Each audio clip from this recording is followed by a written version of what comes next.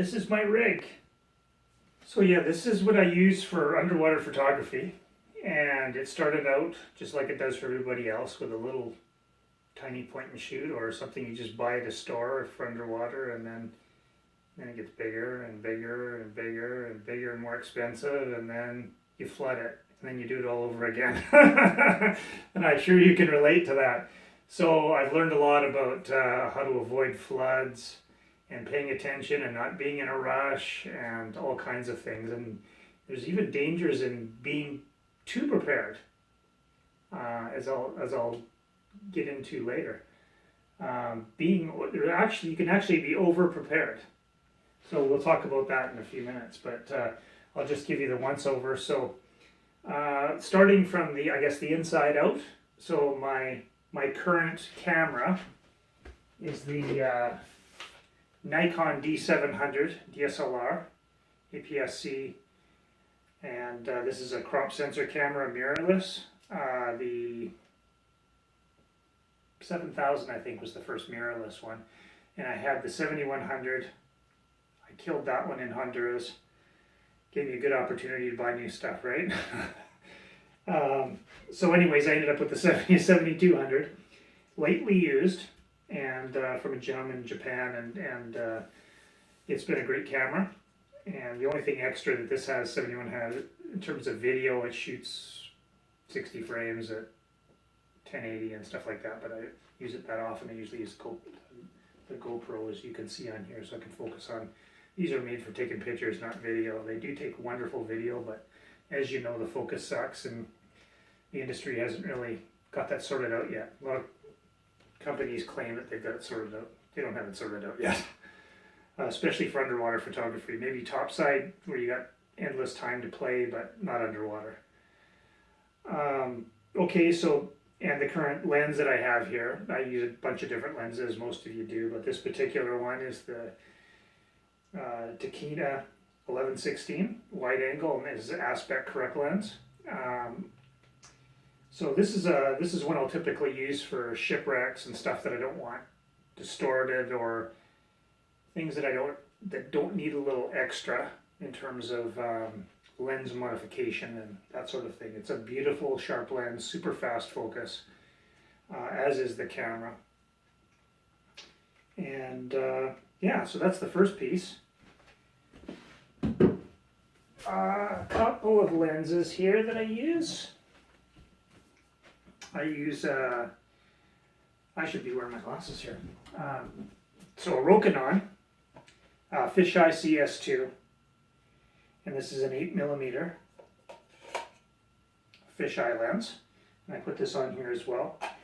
This one does have some electronics in it. It's mostly an analog lens, but it does have aperture electronics that work on this particular camera.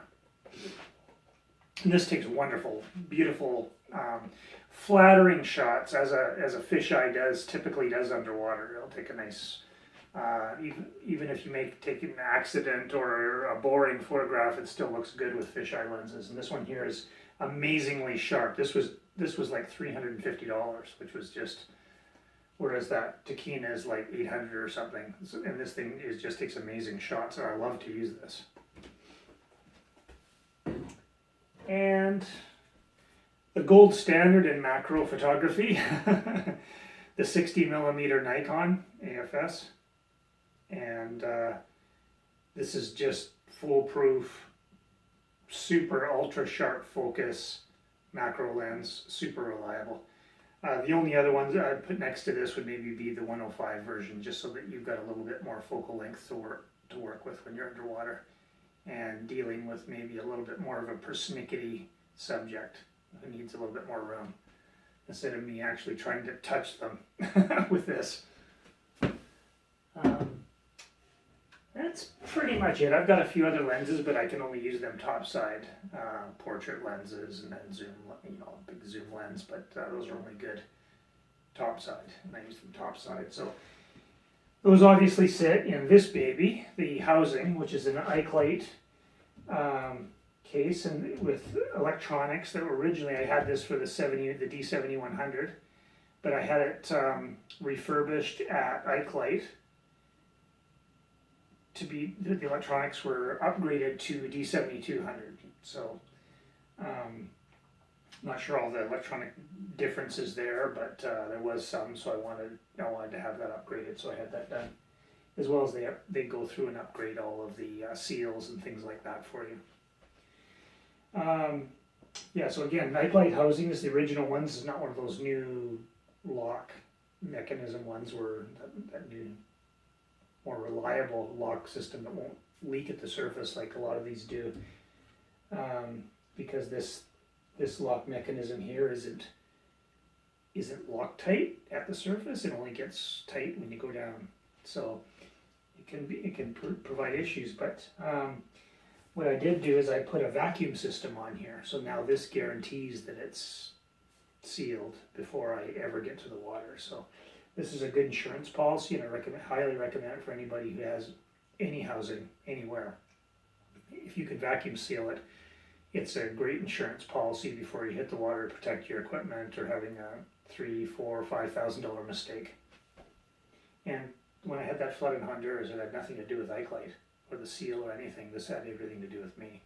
I was just in a big rush, grabbed my stuff, threw the dome housing on there, and when I put it on here, the seal drooped and didn't. So it was an open part right here. And it was open right here, and I could see it leaking in as I descended.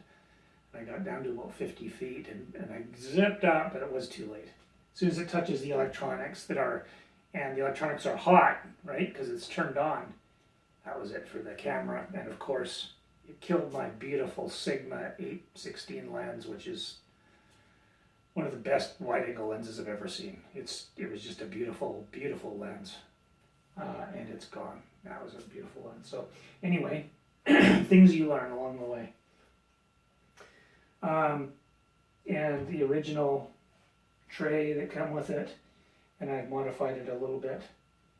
What else here? I've added the GoPro to the top here to look after the video duties. And this frees up time, so if there's something going on, I just make sure that before I ever get, to a target that I want, is that I just make sure that this guy is set, tilted down a little bit, so that some subject out here that I can focus on, if it's macro, it's probably in here somewhere. If it's wide angle, it's probably out 6 feet, and that this is appropriately turned down for macro, turned up for wide angle. And then this is great, because then I can get 4K or 2.7K or whatever I want and just roll it. And I don't have to worry about anything. So, and then I sort of built this, my little carrying thing, and it's pink, so it's easy for the guys when you're getting out the DMs and the crew on the boats. You can just yell at them, grab the pink, because they never know what to grab on your $20,000 camera or whatever. So they're grabbing anything that you don't want them to grab, right? And then they'll put it face down on the dome port, which is exactly what you want them to do, right? Well, this makes it clearer for everybody. It makes it easier for everybody, and most people get it without even having to say anything.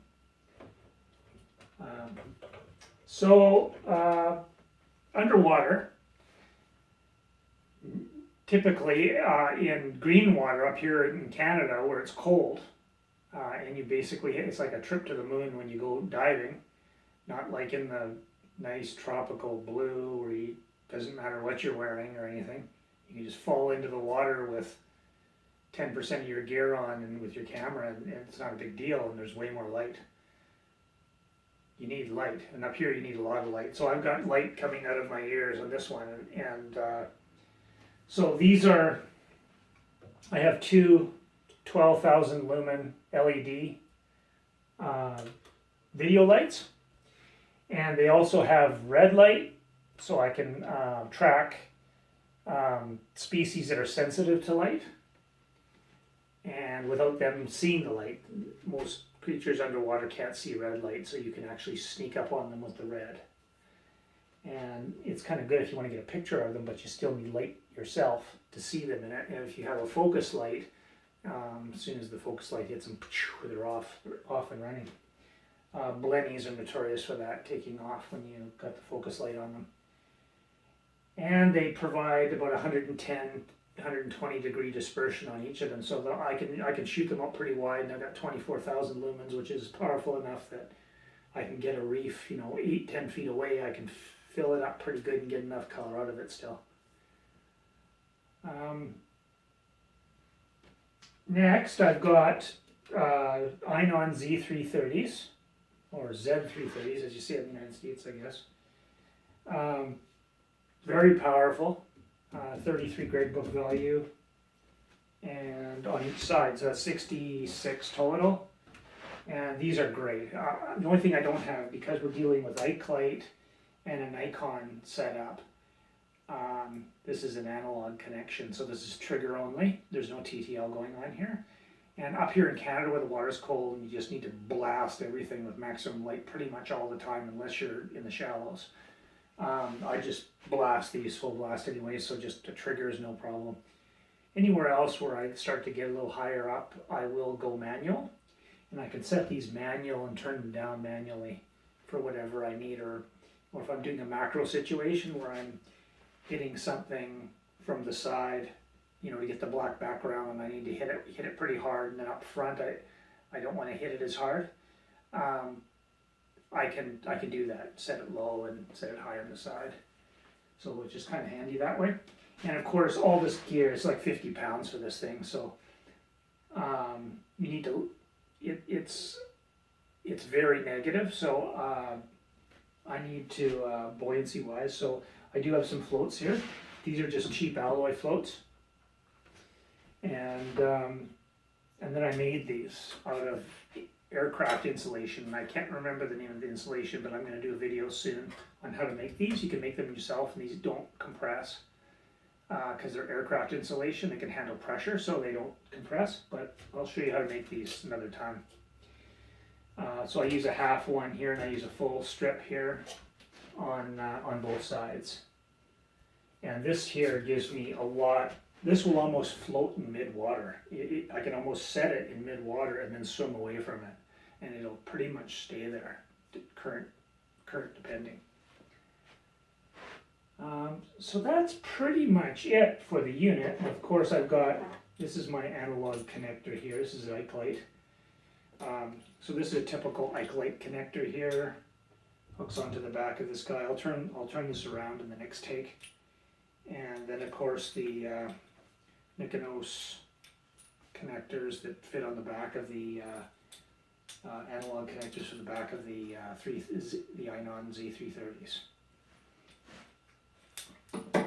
So this is the back of the rig.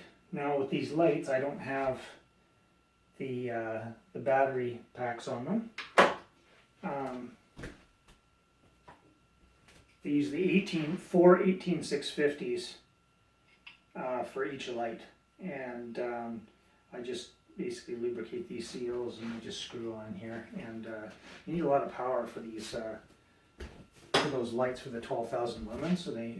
But you can still get up to 3 dives. I find I get about 2.5 dives with these guys blowing full blast all the time. So that's pretty good.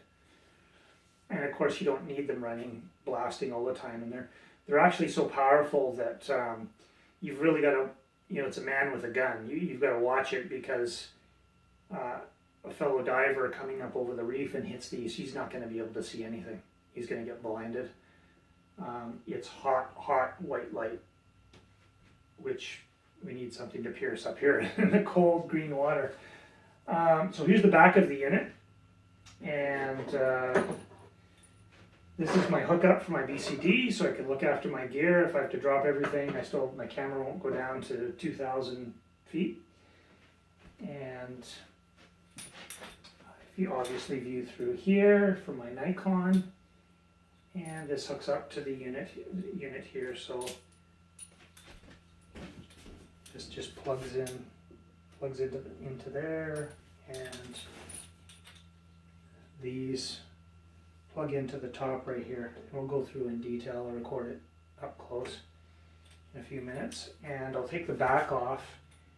I'll put the camera on here, and we'll initiate the trigger. I'll say that in another video, I'll go through the Inon Z330s and show how the effect of the Ikelite electronics has between the camera and these strobes, because it will slow it down. And I don't know why exactly, and I might need to overcome this somehow, so I need to, because the strobes are really fast, this camera is extremely fast, and can take a picture just like that. The cycle time's pretty good in these E330s too. But when you run them through the Ikelite electronics, things slow down quite a lot and become very sort of mechanical. And I need to find a way around that. And I don't know if it's just the viewfinder and whether I need to actually go through, I don't know, live view might slow it down or something. I'm not sure exactly what it is yet, but I'll try to get to the bottom of it in another video. Another piece of the rig that we need to look at is I shoot wide angle and I shoot macro, so I actually use two different ports for the front here. So for wide angle, I use an 8-inch poly dome port as opposed to glass, so I can resurface it, but it does scratch pretty easily. So I'm cleaning this fairly often. I have to resurface this probably maybe 4 times a year. So I don't know when I'm going to run out and there'll be a hole in it, or then I'll have to buy another one. But I haven't had to do that yet so far, and I've probably had it probably about 8 years, 9 years, somewhere in there. So it's pretty durable so far. Now these I can't remember exactly what these are called. These extensions, these port extensions here, based on the length. Now, for the Tachyna lens, which sits up pretty high, I need to have this extension here so that this actually will be surface. It actually ends up pretty level like that. So as I get shorter,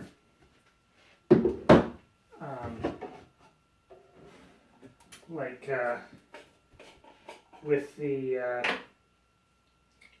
this guy, with the Rokinon, this actually is way shorter. It ends up kind of down here. So I need a different port body. That's what it's called, a port body. Much shorter one. The shortest one actually that Ikelite makes, which is this guy right here.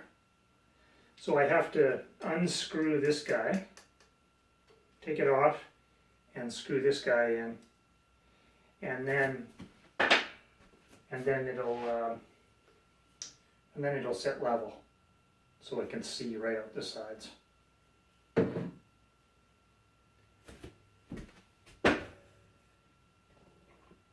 Now for macro photography, I'm just using the 60mm, a Nikon, good old Nikon 60 millimeter, and I use this port for it, which goes up to about there, somewhere like right in there. And I can't adjust anything, so I have to use full autofocus. I can't manually adjust focus on this one because just because it's not the right port. But you can get these with an adjustment on them. But this guy here has such good autofocus. I can't see myself ever second guessing this. Plus my eyes are terrible, so I really rely on my equipment underwater. Unlike a lot of photographers that have the advantage of having clear vision, and I don't. So. And that's not something I can fix, unfortunately, because of my vision. Anyway, that's how these guys work. So I sub this guy in, and then I have the flat port, so I don't get any distortions and that sort of thing, and I can get fairly close to the object with this. Not quite, almost 1-to-1, almost touching the outside of the surface here, just because I am a little bit short here. Technically, I'm supposed to be able to fit a 105, but I think a 105 would actually touch the glass here. I would have to test it. I don't know for sure, but I think this could fit a 105, and I'm gonna have to try that one day, because I would like a 105 just to have a little bit of the breathing room to get 1-to-1 if I can.